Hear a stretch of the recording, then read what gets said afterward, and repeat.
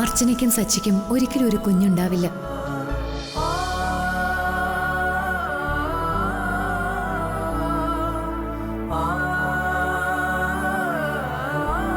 സച്ചേട്ടന് ഒരച്ഛനാവാൻ കഴിയില്ല എന്ന സത്യം എന്റെ നാവിൽ നിന്നും ഒരിക്കലും സച്ചേട്ടൻ അറിയില്ല.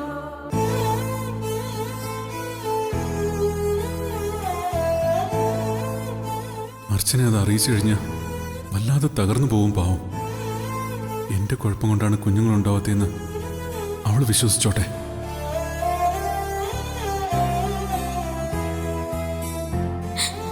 അല്ലെങ്കിൽ തന്നെ എന്തിനാ ഞാൻ വിഷമിക്കുന്നത്? എനിക്ക് സച്ചേട്ടനും ഞാനും ഇല്ലേ? ഈ കാരണം കൊണ്ട് എനിക്ക് സച്ചേട്ടനെ വേദനിപ്പിക്കാനോ മറക്കാനോ പറ്റുമോ? അങ്ങനെ മറക്കാനല്ലല്ലോ ഞാൻ അവളെ ഇത്രയും സ്നേഹിച്ചത്. അർച്ചനയില്ലാതെ സച്ചിക്ക് എന്ത് ജീവിതം, എന്ത് സന്തോഷം. ചില സ്വപ്നങ്ങൾ അങ്ങനെയാണല്ലോ. എല്ലാ സൗഭാഗ്യങ്ങളും ദൈവം തരില്ലല്ലോ. അങ്ങനെ തന്നാ പിന്നെ എന്ത് ജീവിതം?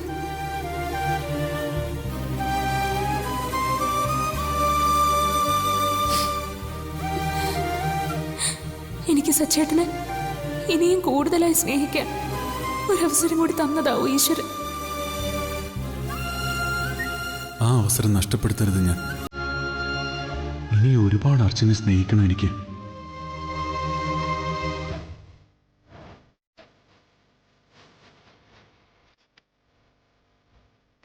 കുഞ്ഞിൽ നിന്നുള്ള വിഷമം അവളെ ഒരിക്കലും അറിയിക്കാതെ നല്ല നല്ല സന്തോഷ നിമിഷങ്ങൾ കൊടുക്കണം.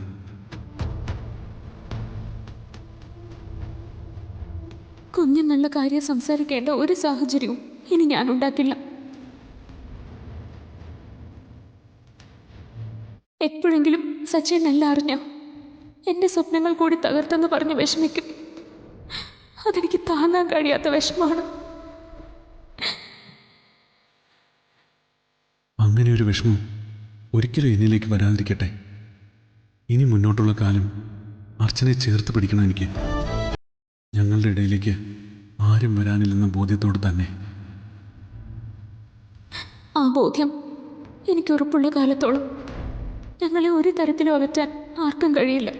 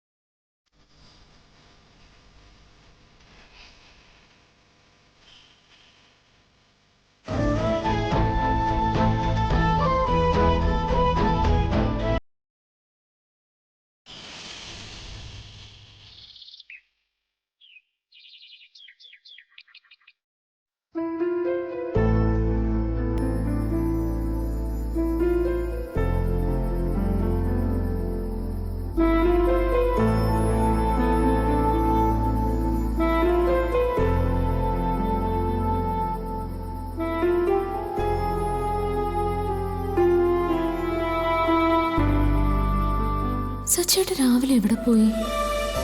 ഇനിയും ജോഗിങ്ങിന് പോയതാണോ?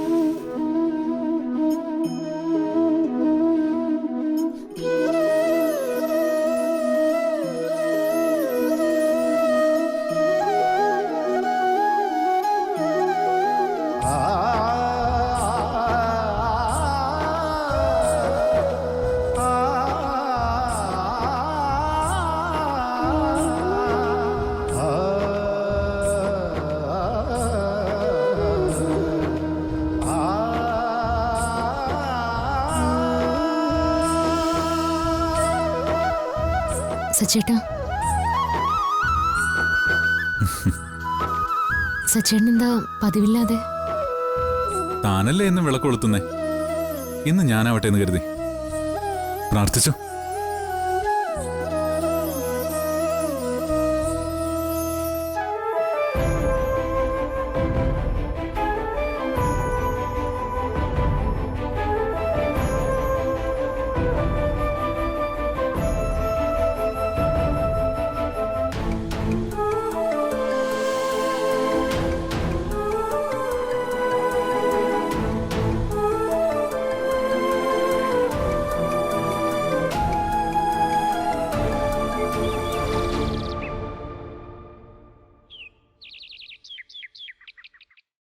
സാർ, ഈ പേപ്പറിലാണ് സൈൻ ചെയ്യേണ്ടത്.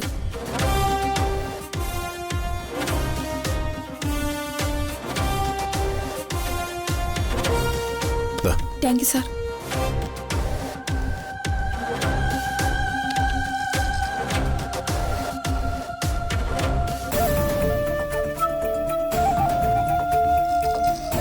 ആ നന്ദ,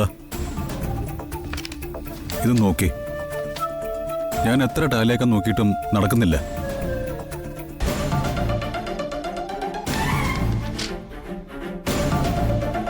അയ്യോ, 1 കോടിയോളം രൂപയുടെ വ്യത്യാസമോ? അതെ, അതാ നന്ദനൊന്ന് കാണിക്കാമെന്ന് ഞാൻ കരുതിയത്. ഇത്രയും ക്യാഷിൻ്റെ മെറ്റീരിയലിൻ്റെ ബില്ലും ഇല്ല. ഇതിപ്പോൾ ഏത് കണക്ക് കൊണ്ടുപോയി കൊള്ളിക്കണം? അങ്ങനെ കൊള്ളിക്കണ്ട അനൂപേ. ഇത്രയും പണം എങ്ങനെ ചെലവായെന്നറിയണ്ടേ? ഞാൻ ചോദിച്ചപ്പോൾ കമ്പനിയിലേക്ക് വേണ്ട മെറ്റീരിയൽസ് വാങ്ങിയതിൻ്റെ ക്യാഷാണെന്ന് അറിയാൻ കഴിഞ്ഞത്. ഇപ്പോൾ കുറച്ച് മാസം കൊണ്ട് അതിൻ്റെ ബില്ലും തരുന്നില്ല എന്ന്. ബില്ലില്ലാതെ ഡിപ്പാർട്ട്മെൻറ്റ് ഹെഡ് സൈൻ ചെയ്ത് കൊടുത്തെന്നാണ് പറയുന്നത്. ആരാ ഡിപ്പാർട്ട്മെന്റ് ഹെഡ്? സച്ചിയോ? അല്ല, പിന്നെ അവന്തികയാ.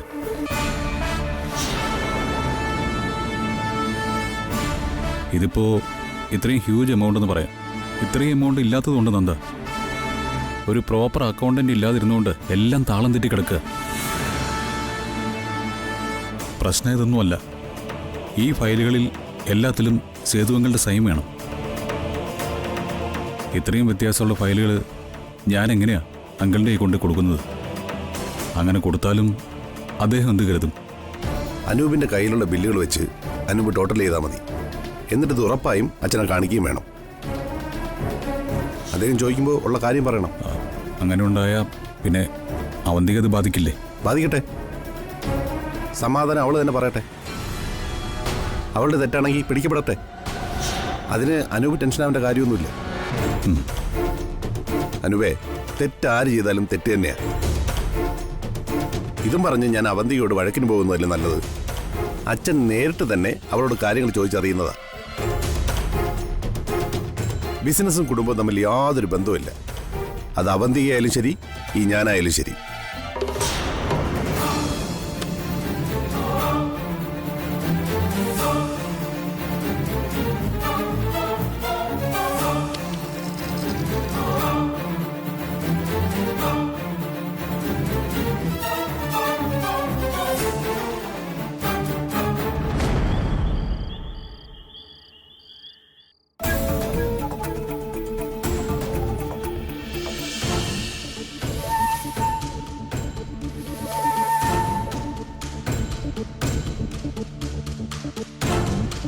അച്ഛാ, അമ്മ പറഞ്ഞു കഴിക്കാൻ വരാൻ.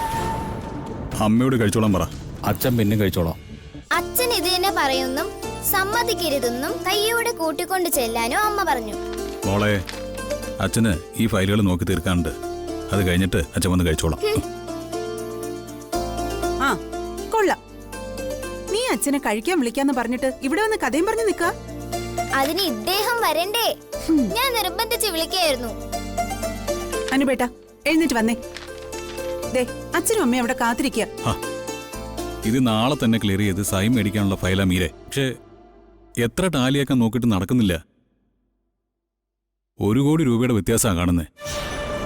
1 കോടി രൂപയോ? ആ അതെ.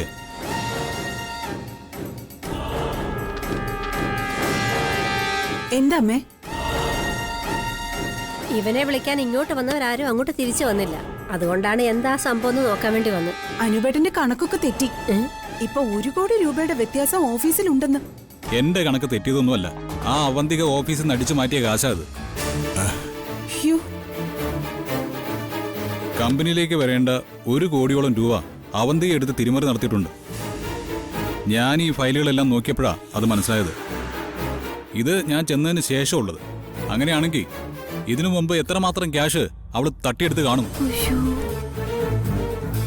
മോളെ ആവണി, മോളകത്ത് പോയി ടി വിയാണ്. ഞങ്ങളിതാ വരുന്നത് കേട്ടോ. എടാ, നീ കണ്ടുപിടിച്ചതും മനസ്സിലാക്കി ഒക്കെ ശരി. നീയായിട്ട് ഇനി ആരോടും പറയാനൊന്നും പോണ്ട. സേതുവും നന്ദനും ഒക്കെ അറിഞ്ഞ അവിടെ ഭൂകമ്പം നടക്കും. അതെ അനൂപേട്ട, അച്ഛൻ പറഞ്ഞതാ ശരി. അനൂപേട്ട മുഖേന അവിടെ ഒരു പ്രശ്നമൊന്നും ഉണ്ടാവണ്ട. അവരെന്താന്ന് വെച്ചാ ചെയ്യട്ടെ. അതെങ്ങനെയാ മീര? കമ്പനിയിൽ ഇത്രയും വലിയ തിരിമറി നടന്നിട്ട് ഞാൻ എങ്ങനെയാ കണ്ടില്ലെന്ന് നടിക്കുന്നത്? ഇത് തന്നെയല്ലേ എന്റെ ജോലി. ഇതിപ്പോ ഞാൻ കണ്ടില്ല എന്ന് നടിച്ചാലും എപ്പോഴെല്ലാം അവരിതൊക്കെ അറിയുമ്പോ എന്നോട് തന്നെയല്ലേ ചോദിക്കുള്ളൂ. അപ്പൊ പിന്നെ ഞാൻ എന്ത് ഉത്തരം പറയും?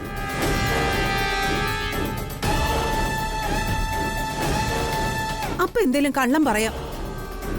ദേ, അവന്തികയ്ക്കെതിരെ എന്തെങ്കിലും പറഞ്ഞ ഏതെങ്കിലും വഴിക്ക് അവന്തിക അതിന്ന് ഊരും. പിന്നെ അവക്ക് അനൂപേട്ടനോട് ശത്രുത ആവുകയും ചെയ്യും. എന്തും ചെയ്യാൻ മടിയില്ലാത്തൊരു സ്ത്രീ അവള്.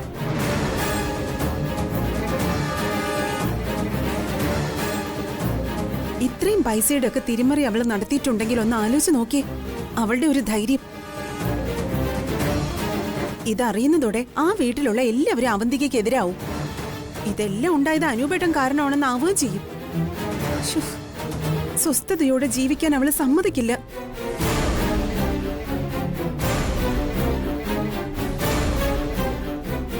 അതാ ഞാൻ പറയുന്നത്, നമ്മളൊന്നും അറിഞ്ഞില്ലേ രാമനാരായണ എന്നും പറഞ്ഞ് നടന്നാ മതി. എപ്പോഴേലും അവരിതൊക്കെ അറിഞ്ഞ് ചോദിക്കുമ്പോഴല്ലേ അപ്പൊ നമുക്ക് എന്തേലും ചെയ്യാം. നിനക്കറിയാലോ, അവിടെ ഇടയ്ക്കിടയ്ക്ക് ചെല്ലുമ്പോ തന്നെ അവന്തിയുടെ സംസാരം നമുക്ക് ഇഷ്ടപ്പെടുന്നില്ല. അപ്പൊ ഇതും കൂടെ ആയാ പിന്നെ ആ വഴിക്ക് പോകുന്ന കാര്യം ചിന്തിക്കേ വേണ്ട. എല്ലാം അറിഞ്ഞിട്ടും ഞാനൊരു ഭീരുവിന് പോലും മിണ്ടാതിരിക്കണം എന്നാണോ നിങ്ങൾ എന്നോട് ആവശ്യപ്പെടുന്നത്? എന്നെ അത്രയ്ക്ക് വിശ്വാസമുള്ളതുകൊണ്ടാണ് നെല്ലിശ്ശേരിയിലുള്ളവർ എനിക്ക് ഈ ജോലി തന്നത്. ആ വിശ്വാസം എനിക്ക് സംരക്ഷിച്ചേ പറ്റൂ. ആ കമ്പനി നിലനിന്നാലേ ഞാൻ അടക്കമുള്ളവർക്ക് ജോലി ഉണ്ടാവൂ. അതിൽ നിന്ന് ക്യാഷ് തിരിമറി നടത്തിക്കൊണ്ടിരുന്ന കമ്പനി നഷ്ടത്തിലേക്ക് പോവും. അവസാനം പൂട്ടിയിടേണ്ട സ്ഥിതിയാവും.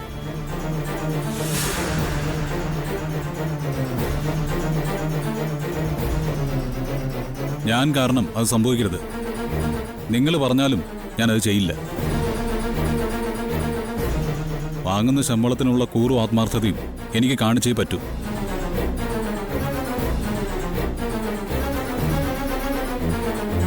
എല്ലാം ഒന്നുകൂടി മനസ്സിലാക്കിയ ശേഷം അറിയിക്കേണ്ടവരൊക്കെ ഞാനിത് അറിയിക്കും.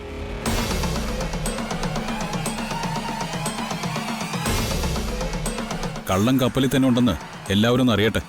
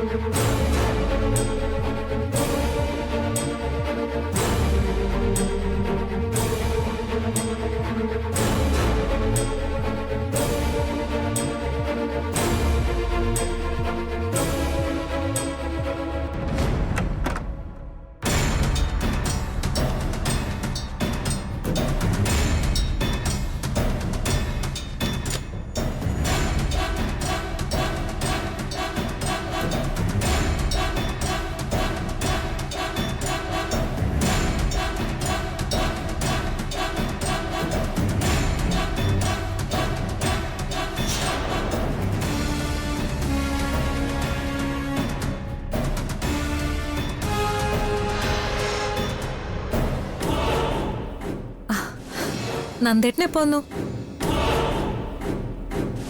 എന്നെ ഓഫീസിലാരെങ്കിലും തിരക്കാറുണ്ടോ നന്ദേട്ടാ?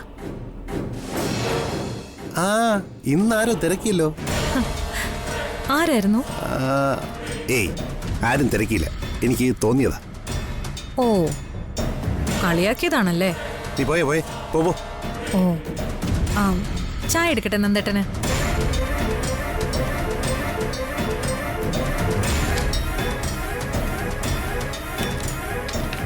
ഇങ്ങോട്ട് തരാം. നീ എന്തിനാ ഫയൽ എടുക്കുന്നേ? ഒരു കാലത്ത് ഞാൻ നോക്കി സൈൻ ചെയ്തിരുന്ന ഫയലുകളാണല്ലോ ഇതെല്ലാം. നീ നോക്കി സൈൻ ചെയ്ത് കൊടുത്തതിന്റെ ഫലമാണ് ഞാനിപ്പോ വീട്ടിലിരുന്ന് കൂടി ജോലി ചെയ്യേണ്ട അവസ്ഥ വന്നത്.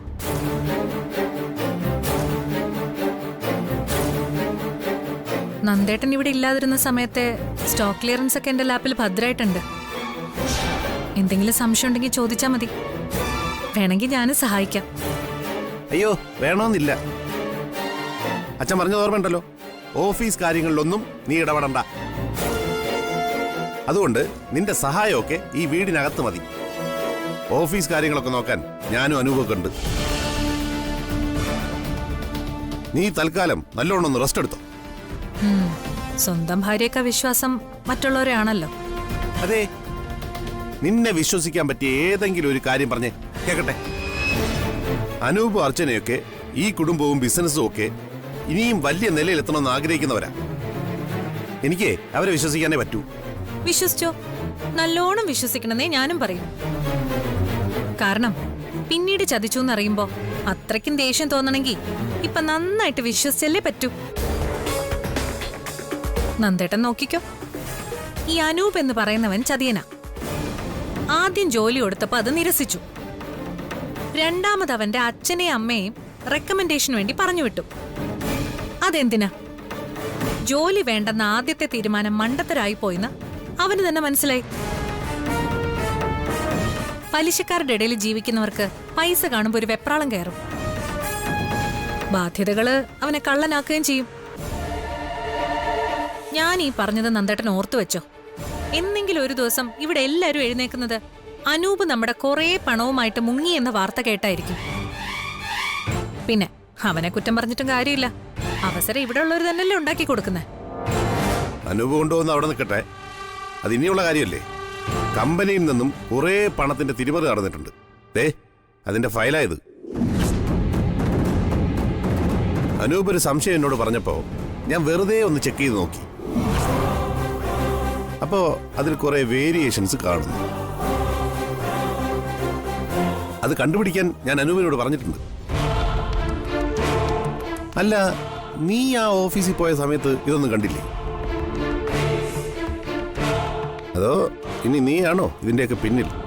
ആ ദേ നന്ദേട്ടാ, ആവശ്യമില്ലാത്ത സ്ഥലത്തൊന്നും എന്റെ പേര് വലിച്ചഴക്കരുത്. ഞാൻ എന്ത് കൃത്യമായിട്ടാ എല്ലാം ചെയ്തോണ്ടിരുന്നേ. കൂടെ നിൽക്കുന്നവരെ സൂക്ഷിച്ചാ മതി. ആ അനൂപ് എല്ലാം ഒന്ന് നോക്കട്ടെ, എന്നിട്ട് തീരുമാനിക്കാം കൂടെ നിൽക്കുന്നവരാണോ അകന്ന് നിൽക്കുന്നവരാണോ ഇതിന്റെ എല്ലാം പിന്നിലെന്ന്.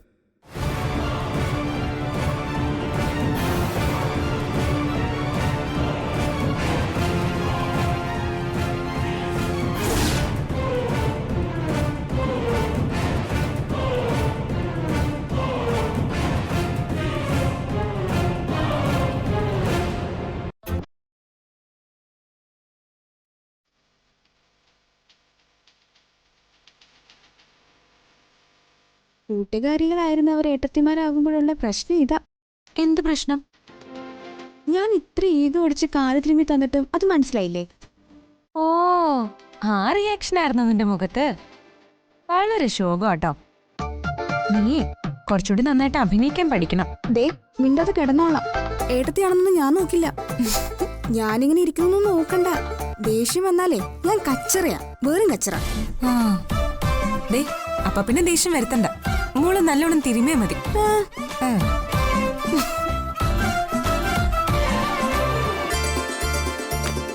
ആഹാ, സ്നേഹ കാര്യമായിട്ട് പണിയെടുക്കുന്നുണ്ടല്ലോ. അനിയത്തിമാരായാലും അങ്ങനെ തന്നെ വേണം. മോള് കിടന്നു. എഴുന്നേറ്റ് പോയാൽ ഈ അപൂർവ ഭാഗ്യം ചിലപ്പോൾ നഷ്ടപ്പെടും.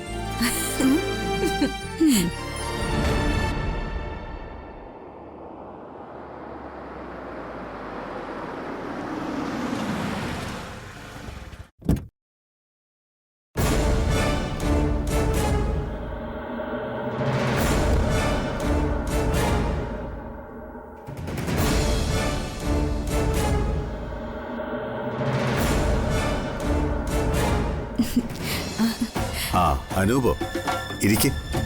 ഞാൻ വന്നത് അത്യാവശ്യമായിട്ട് ചില ഫയലുകളിൽ അങ്കിളുടെ സൈൻ വേണമായിരുന്നു. അതിനെന്താ, ഇങ്ങെടുക്ക്. ഇപ്പൊ തന്നെ ചെയ്തേക്കാം. ആ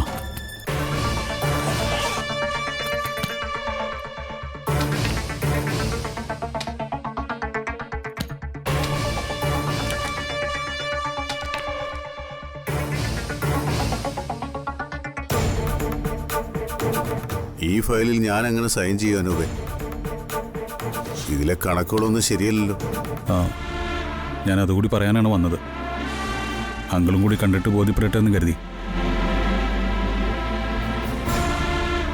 ഇതൊക്കെ ഞാൻ ജോയിൻ ചെയ്തതിന് ശേഷം നമ്മുടെ പല പല കമ്പനികളിലായി മെറ്റീരിയൽ ഇമ്പോർട്ട് ചെയ്തതിൻ്റെയും എക്സ്പോർട്ട് ചെയ്തതിൻ്റെയും കണക്കുകളാണ്.